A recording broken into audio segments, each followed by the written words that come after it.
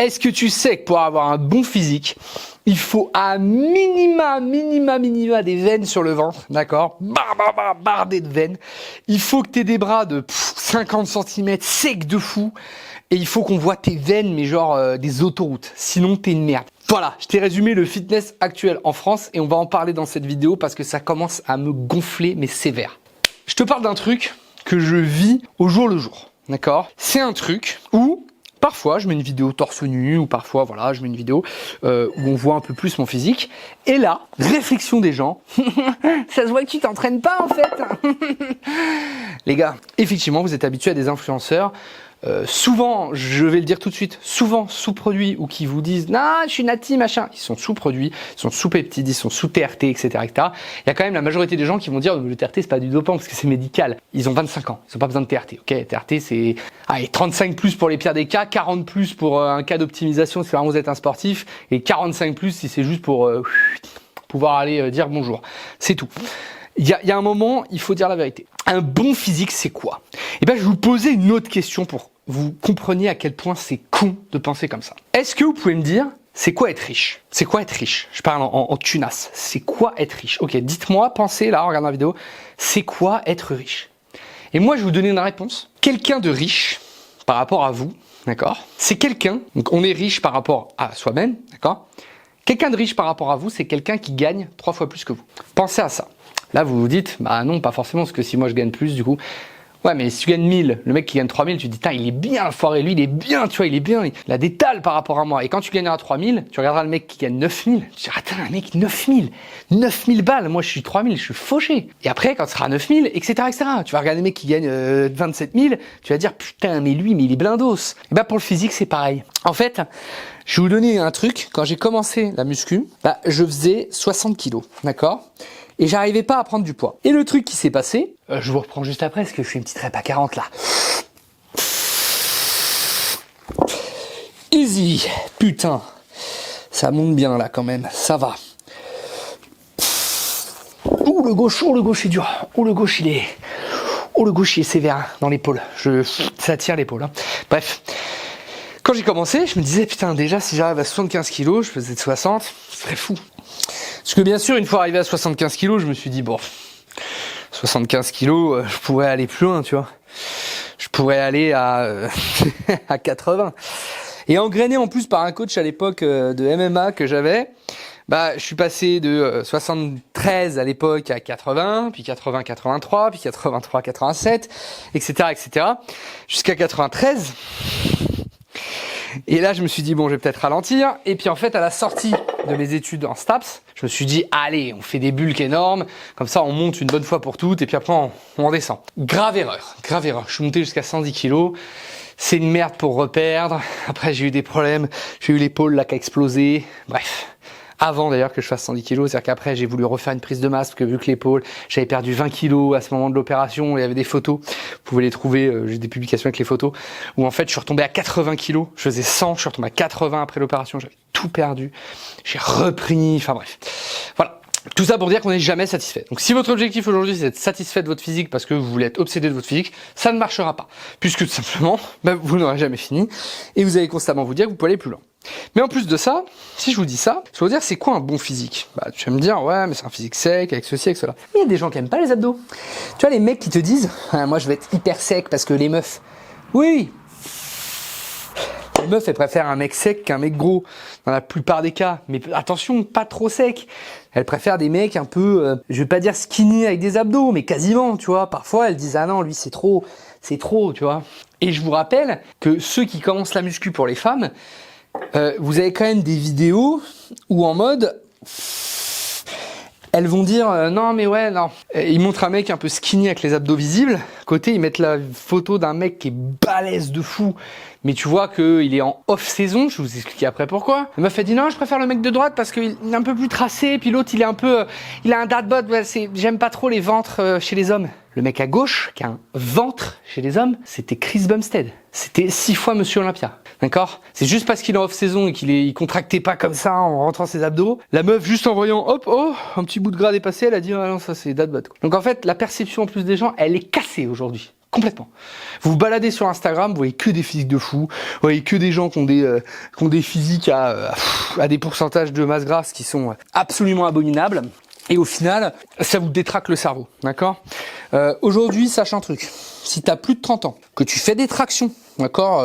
T'en fais, allez, si tu fais 6 belles tractions, tu soulèves ton poids au développé couché plusieurs fois. Allez, 3 fois, tu soulèves ton poids 3 fois au développé couché, ok ? Tu fais un squat, pareil, tu fais 3 squats à ton poids. Ok, un soulevé de terre à, allez, même 120% de ton poids. Donc, si tu fais 100 kg, tu fais 3 reps à 120 soulevé de terre, t'es déjà plus forte que 99% des gens. Voilà. Cherche pas, t'es déjà plus fort que 99% des gens. Tous les mecs qui vont dire, les perfs qui viennent de dire, en fait, c'est des perfs de débutants. Moi, je les ai eu en 6 mois de salle. Ta gueule. Vous êtes dans un autre monde. Vous ne comprenez pas que vous êtes dans un autre monde et vous n'en êtes même pas conscient. Voilà. Donc si tu tombes sur cette vidéo et que tu penses comme ça, dis-toi déjà que c'est bien. Si t'as ces perfs là, t'es top 1%, super. Mais qu'en fait c'est complètement con. Tu vois, t'es top 1% par rapport à des gens qui font pas de salle, par rapport à des gens qui sont obèses, par rapport à des gens qui sont sédentaires. C'est en fait tu fais de la salle. Tu vas avoir ces perfs un jour, c'est pas ce que je dis. Mais ce que je veux dire, c'est que c'est pas un truc lambda, tu vois, d'avoir ces perfs-là. C'est un truc, pour vous donner un ordre d'idée, on va prendre un pays comme les États-Unis où ils sont très fitness, mais aussi très obèses. Tu as plus de chances aux États-Unis d'être millionnaire que d'avoir un six-pack. Pourtant, t'as l'impression que tous les mecs là-bas, dès qu'ils touchent à une salle de sport, un six-pack. Mais en fait, c'est parce que tu vois toujours les mêmes. Donc, il faut vraiment te placer dans le contexte. Et si tu veux un six-pack après 30 ans, c'est possible. Et c'est justement pour ça qu'on est là.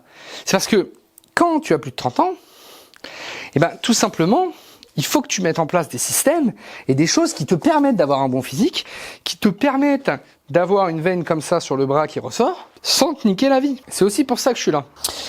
Voilà. Donc bon, là on va passer à 42. Alors, c'est pas une perf de ouf, hein. Je vous le dis tout de suite. Vous pouvez essayer cet exo, ça s'appelle un pronator lift. Vous pouvez trouver tout sur internet.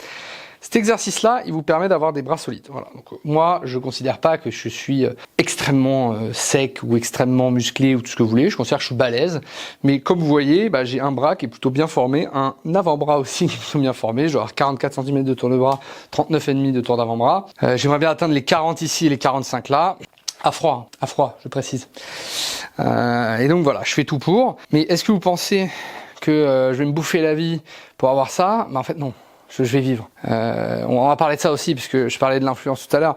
Je vais faire ma rep à 42 et je vais vous parler de ça, parce que les mecs qui te disent « Ah mais alors moi j'ai pas mangé de beurre depuis 10 ans quoi, parce que muscu. » Tu fais quoi comme taf ? Moi je suis ingénieur dans une boîte tech. Ridicule. Le mec boufferait du beurre, ça changerait rien.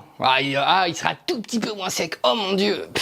Abruti, nique ta vie, fais rien avec ta famille, fais rien avec tes gosses, va pas au resto. Ça pourrait être un peu plus balèze que la moyenne, parce que la plupart des cas, c'est souvent des mecs qui sont très très secs. Il y a un gars qui est super là, qui s'appelle Baptiste, je crois. On va en parler après, mais lui il est incroyable par exemple. Voilà, la 42, ça commence à me piquer un peu. Ok, c'est passé aussi du gauche. En ce moment, j'arrivais pas à dépasser les 40 du gauche. En sachant que je force pas trop avec le dos, c'est-à-dire dans le sens où je me laisse tomber en arrière pour l'équilibre. Je sais pas si vous avez vu sur le mouvement, mais par contre je tire bien qu'avec mon bras. Mon bras il s'ouvre un petit peu et je tire bien qu'avec mon avant-bras et ma pronation. Là ma pronation à gauche, je pense qu'elle est quasi au max. On va rajouter 2 kilos pour voir, mais je pense que ça va pas passer. Alors celui-là c'est de la pronation haute. Comme vous voyez la prise est un peu différente, mais c'est beaucoup plus dur. Là je suis à 30 kilos et c'est déjà beaucoup plus dur. Bref. C'est un mec qui s'appelle Fit Baptiste, je sais plus son nom en tête complet, il est sur TikTok beaucoup. Et un super gars. Et en fait, vous voyez, il fait hyper attention à ce qu'il mange dans la semaine. Il est clean, il s'entraîne, il se lève tôt, il prévoit ses repas. Il mange pas forcément pareil que sa famille, mais il vit avec eux. Il kiffe avec eux, il profite avec eux. Son kiff, c'est quoi ? C'est d'avoir un bon physique, de taffer et de s'occuper de sa famille. Voilà. Et ce gars-là, tu vas jamais l'entendre se plaindre de là mardi soir les gamins ils voulaient taper une pizza, donc je suis allé leur acheter une pizza, mais moi j'ai mangé mon poulet, riz et brocoli, tu vois. Alors certains diront c'est le stéréotype, il mange poulet, riz et brocoli, peut-être il adore ça, tu vois, on s'en bat les reins. Il est peut-être pas en train de faire des pancakes protéinés, il est peut-être pas en train, on s'en bat les couilles. Le mec il kiffe sa vie comme ça. Sauf que ce gars-là, tu vois en fait ses stories du week-end. Alors là mon gars, tu te dis non mais c'est pas possible. En fait il a une vie sociale. Il éclate tout et il bouffe. Et quand je te dis il bouffe, il est beaucoup plus léger que moi, je peux t'assurer qu'il mange pas mal. Attends, je vais virer un petit lézard qui est derrière là. Hop, voilà. Donc tout ça pour te dire que, in fine, il faut pas trop te prendre la tête avec ce que tu vois sur les réseaux. Il faut pas trop te prendre la tête avec le corps parfait. Il faut pas trop te prendre la tête avec toutes ces conneries-là. Parce qu'en fait, in fine, le but c'est d'avoir une bonne vie, d'être en bonne santé, pouvoir courir après ses gosses, pouvoir lever la jambe comme ça, incroyable. Et de pas trop être dans ce truc actuel de la suroptimisation de tout. Et de se dire que si tu fais de la muscu, c'est forcément pour avoir un physique avec, comme j'ai dit, des veines sur le ventre et dédier ta vie à ça et prier tous les soirs pour que ça continue et que tu vas pouvoir niquer ta vie juste pour avoir des abdos un peu plus longtemps. Je vous donne un dernier exemple. J'étais à la piscine ce matin encore, comme d'hab en ce moment. On a croisé un mec qui a 70 balais. Dans sa vie, il a fait 43 marathons, il a fait des Ironman, il a fait des décathlons, il a fait plein de trucs. Là, tu le vois à 70 piges, il est bien, tu vois, il est en chair, il a un peu de gras sur le bide, et tu vois, tu te dis, tu te douterais peut-être même pas, que tu te dis, ouais, c'est peut-être pas un mec très sportif. Ce mec-là, il nous met tous à l'amende, hein. On court avec lui, il nous met tous à l'amende, il a 70 balais. Alors bien sûr, là, si t'es coureur ou je sais pas quoi, mais moi, il me met pas à l'amende parce que moi, je fais de l'athlétisme, ta gueule. Ta gueule, j'ai dit nous, c'est les petits gros comme moi, je te parle pas.